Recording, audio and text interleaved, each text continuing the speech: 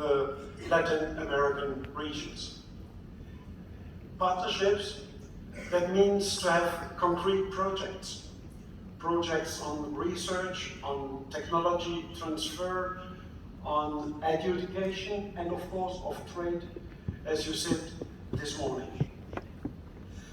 The necessity of these partnerships is undisputed in Europe.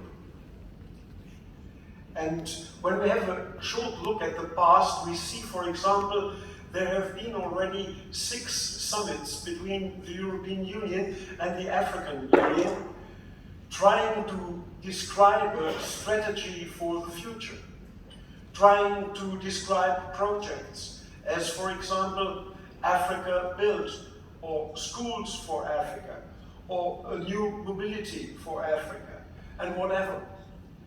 And there is actually an invest of 150 million euro for exactly these projects.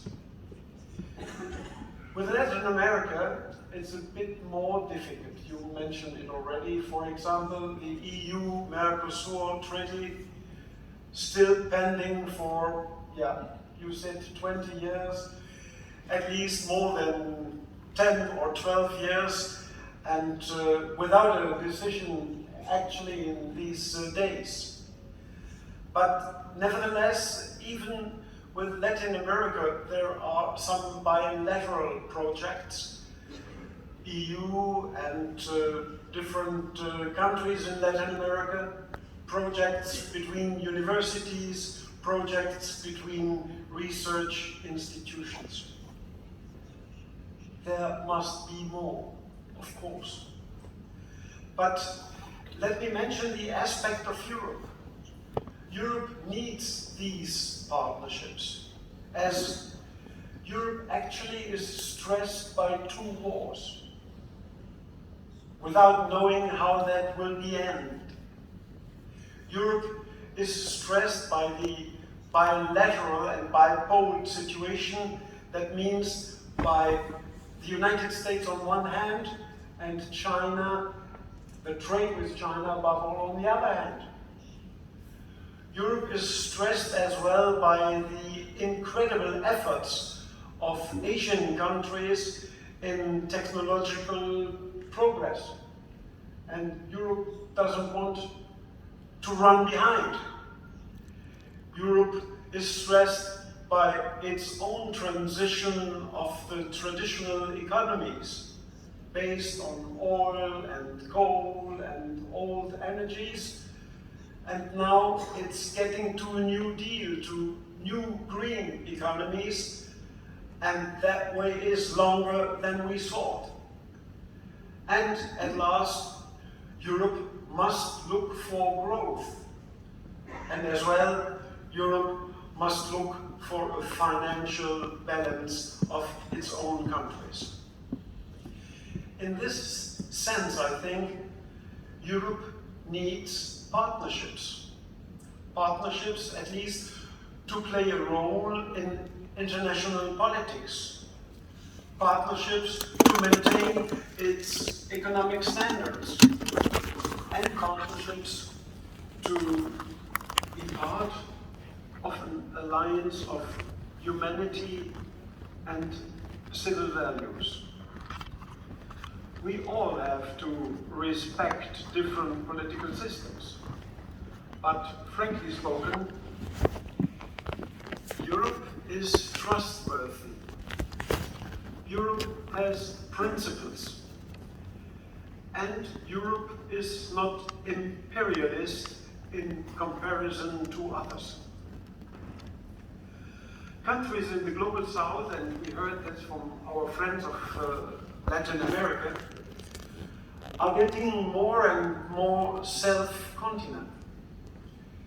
They know about their potentials, about all raw materials, natural resources, and human resources, energy, and above all, the potential of a very, very young population. And I think they are rightly demanding a stronger role on the world stage. and greater respect for their interests. So, even in this sense, partnership would meet the interests of both sides. Partnership as equal levels with equal rights and obligations, but partnerships with very concrete projects. And you spoke about trade, and you about education. And I think we should focus just on that. Education for me is, in broad meaning, the professional career, of course, and as well a cultural formation, but it is at the same time research and technology transfer, it is data processing, and of course it is lifelong learning. The South is becoming increasingly important just in the fields of science, research, and innovation. We have some projects and common cooperations between, for example, German and Latin American universities and research institutions. We got, for example, Fraunhofer in Chile, with some institutions even in Brazil. There is Max Planck Institute in Argentine.